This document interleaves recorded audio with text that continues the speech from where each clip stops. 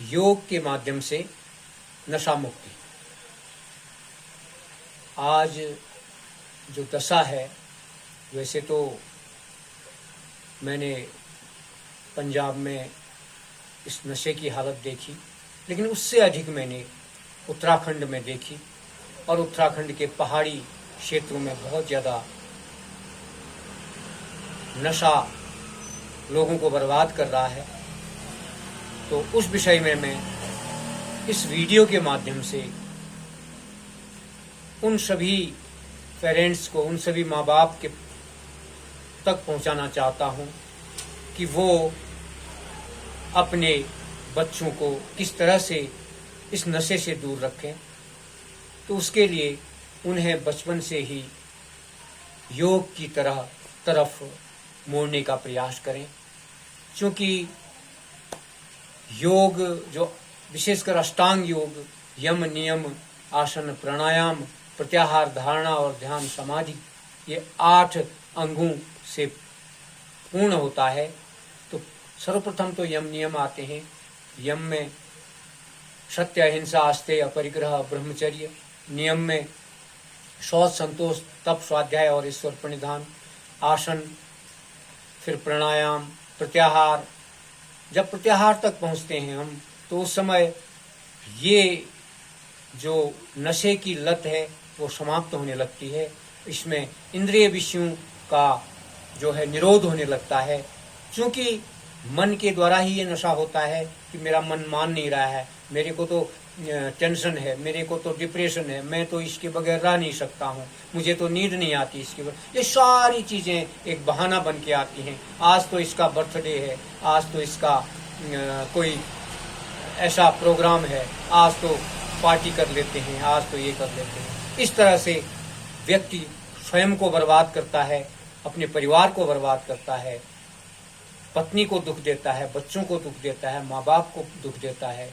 तो इसलिए मैं आज ये वीडियो केवल उन लोगों के लिए मैं डालना चाहता हूँ जिनके बच्चे इस दलदल में फंस चुके हैं और वो कैसे निकले। मैंने पहले तो कहा कि यदि हम बचपन से ही बच्चों को योग की तरफ मोड़ लेते हैं तो निश्चित ही वो नशे की तरफ नहीं जाएंगे, उनके अंदर अच्छे संस्कार आएंगे। और ये नहीं तो जब दलदल में फंस गए हैं, इस नशे के दलदल में फंस गए हैं, तो उसके लिए उन्हें 10 मिनट से प्रारंभ करें। 10 मिनट तक बैठाएं, कपालभाति कराएं, अनुलोम विलोम कराएं, थोड़ा सा वर्कआउट कराएं उनको, जॉगिंग कराएं उनको।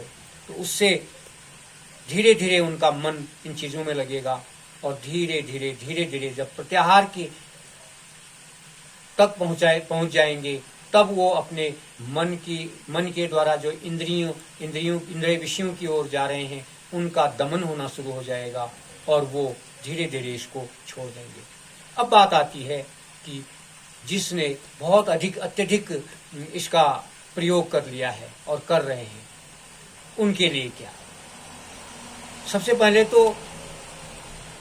पहले तो होता क्या है कि सबसे पहले व्यक्ति,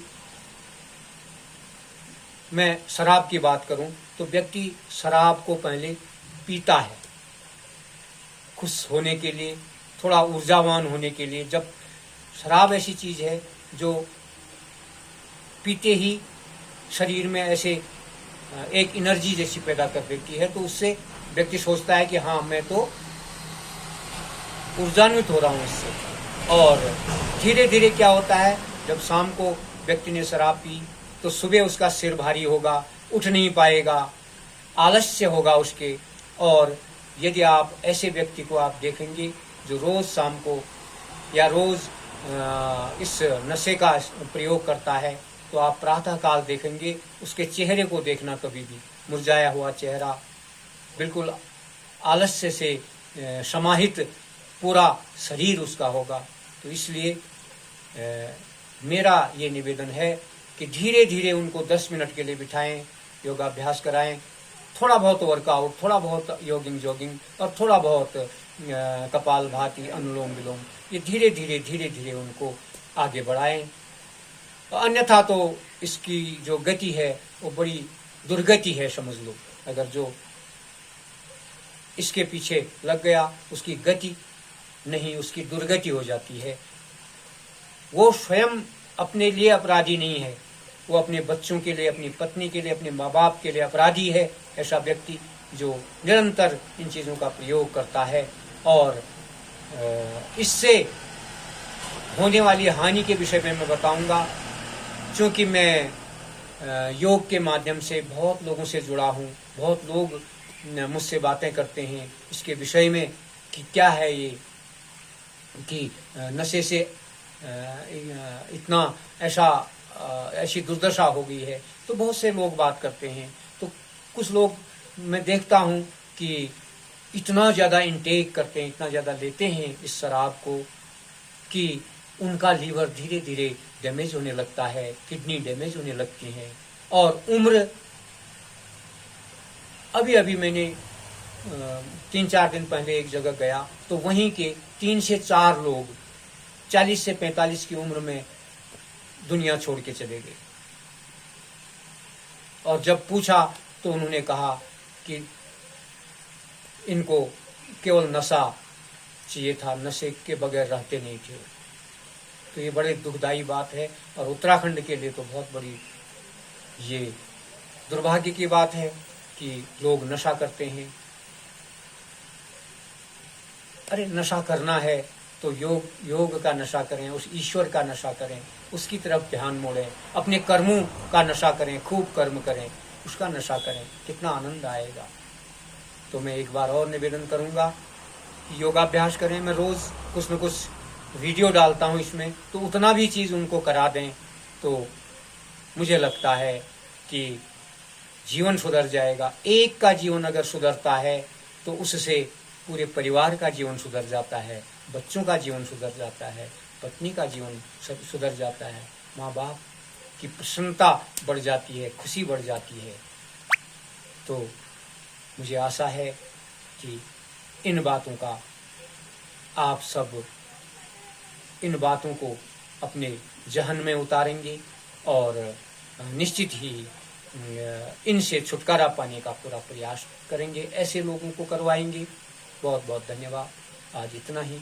कल फिर योग के माध्यम से कैसे हम यम नियम का पालन करें, कैसे हम आसन करें, कैसे हम प्राणायाम करें और प्राणायाम के बाद प्रत्याहार में कैसे जाएं और प्रत्याहार में जाने से हम किस तरह से इंद्रियों का दमन, इंद्रियों का निरोध कर लेते हैं, इंद्रिय विषयों का निरोध कर लेते हैं। और फिर कैसे हमारी धारणा बनती है कि हम ध्यान में जाएं, और जब ध्यान लगने लगता है तो फिर लगता है कि मैं समाधि में उतरूं, और समाधि में भी निर्वीज समाधि और सबीज समाधि, ये अष्टांग योग है। बड़ा आनंदित है। हम आत्मा के स्तर पर आत्मसात करते हैं और आत्मसात करने के साथ साथ ईश्वर के साथ हमारा जो मिलन होता है, आत्मा का परमात्मा के साथ मिलन। क्योंकि त्रैतवाद को मैं मानता हूँ, त्रैतवाद बहुत सुंदर सी हमें एक प्रेरणा देता है कि ये प्रकृति है, ये जड़ है, प्रकृति फिर आत्मा है और परमात्मा है। ये तीनों चीज़ें इस संसार में हैं और इन तीनों का ही हम ठीक से एक समन्वित भाव से, एक अनुशासित भाव से हम इसको पूरे जीवन में उतारें। इन तीनों चीज़ों को हम समझें और जीवन को सफल बनाएं। यही मेरी प्रेरणा है। बहुत बहुत धन्यवाद।